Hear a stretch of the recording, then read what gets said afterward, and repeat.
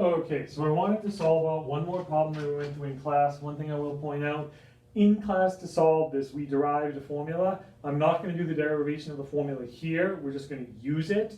The derivation is in your book, or if you're confused by it, you can stop by my office and we'll go through it again. But I don't want to take the time in this video for that, so I'm just going to work through the actual solution. So what we want to do is find the perpendicular distance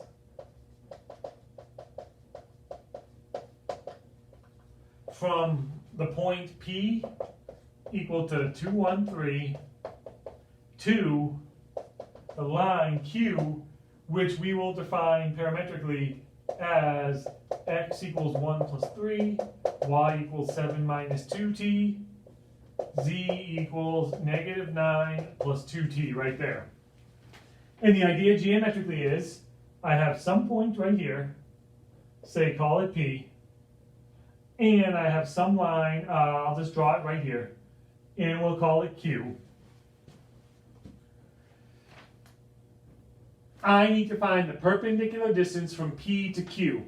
I actually know from my understanding of the equation of a line that these three values right here, 1, 7, and negative 9, are points. If I let t equal 0, I'll get the point 1, 7, negative 9. So that's an arbitrary point on the line. If we want to say it's right here, we can maybe make it more understandable for us.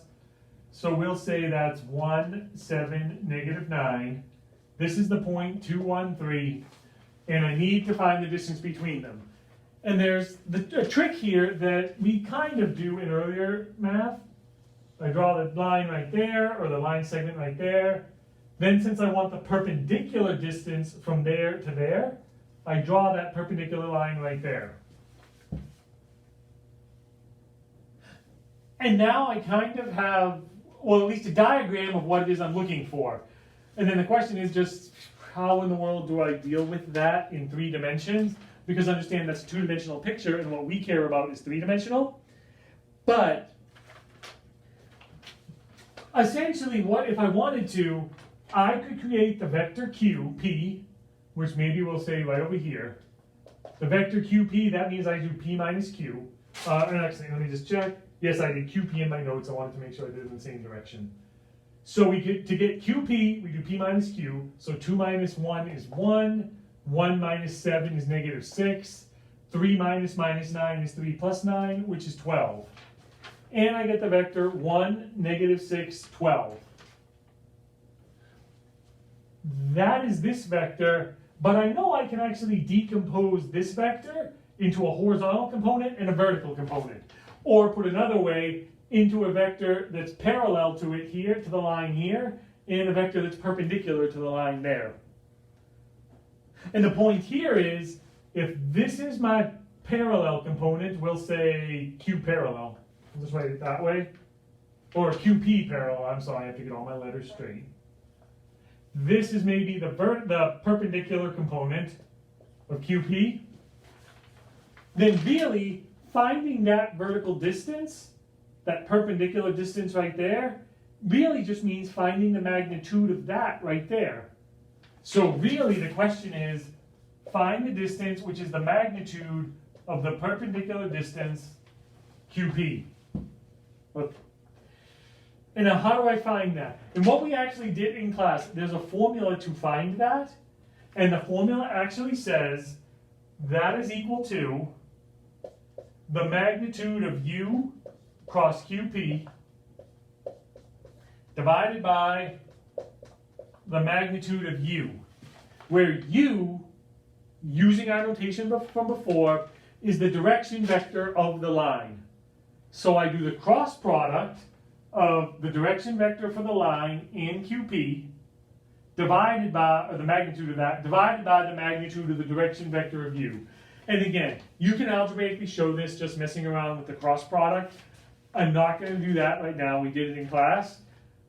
But now we can solve this out. Because let's see. I need U cross QP, but I know, well, I have my QP, that's right there.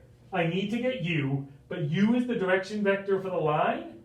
The direction vector for the line, I know, are my coefficients A, B, and C. just like my normal vector for the plane. So u, right over here, is equal to the vector, in this case, 1, the coefficient of t, negative 2, 2.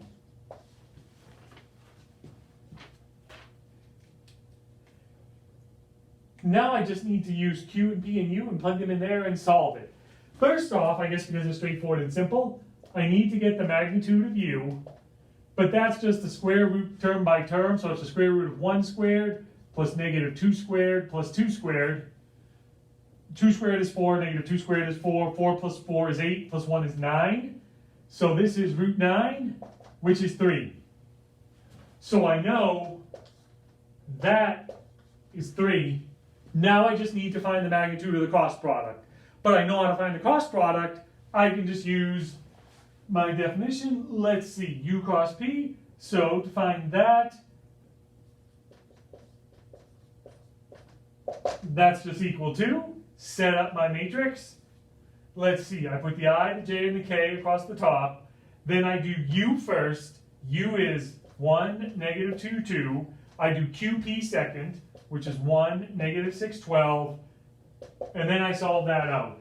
So let's see, the ith component, get rid of those. 12 times negative 2 is negative 24.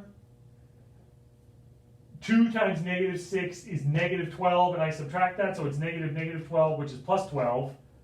Subtract the second component for j, and if I cross those out, 1 times 12 is 12, minus 2 times 1 is 2. Then I add the kth component, get rid of those and those. 1 times negative 6 is negative 6, minus negative 2 times 1 is negative 2, so minus minus becomes plus. And then my cross product, negative 24 plus 12 is negative 12i. 12 minus 2 is 10, but it's negative, so negative 10j. Negative 6 plus 2 is negative 4k. There's my cross product. So if I want now, for the purposes of this, to write it as a vector, negative 12, negative 10, negative 4. Now, that's u cross qp. Now I just need the magnitude of that. But that's, again, my three-dimensional distance formula. So, I'm sorry, my magnitude formula. Square them, square root. Negative 12 squared is 144. Plus negative 10 squared is 100. Plus negative 4 squared is 16. 144 plus 100 is 244. Plus 16 is 260. So it's root 260. And now we check my quick arithmetic. Yes, that's what I got when I wrote this out before. So then this is root 260 over 3. And if I want to simplify that, let's see, root 260, 4 definitely goes into 260. So that is root 4, 25, 50, 15, so 65. So it's root 4, root 65, all over 3. Which is 2 root 65 over 3. Which is also what I got in my notes. So it makes me happy that it's Friday afternoon and I can still write all that out. But now again, this is now that, which is the distance of this, which is actually what I was looking for. The perpendicular distance from there to there. And yes, it is somewhat of a circuitous way to get it, but all we really need to know is this formula right here, which, like I said, we derived in class. I'm not going to derive it here. It's actually not that challenging to derive, but we just need to know the formula. And as I said in class, from a problem-solving perspective, it pretty much boils down to, you know what points are in 3 space, you know what lines are in 3 space, you know what planes are in 3 space, you know what it means to be parallel, perpendicular, orthogonal, normal, you name it, and now we just throw those together. Find the distance between a line and a plane, find the difference between a point and the plane, find the perpendicular distance from a plane to a line, from a plane to a point, blah, blah, blah, etc. And you have to be able to understand the problem, figure out what it is you have. Oh, okay, I have a line, I have a point, what can I do with that? And then figure out how you're going to solve it using parametric equations of a line, parametric equations of a plane, the normal vector to the plane, direction vector for the line, the cross product, the distance formula, You just need to know all of them so that on any given problem, you can figure out what it is you're looking for and then come up with a way to find it. There are different ways to do this. This is just the way I kind of chose to do these.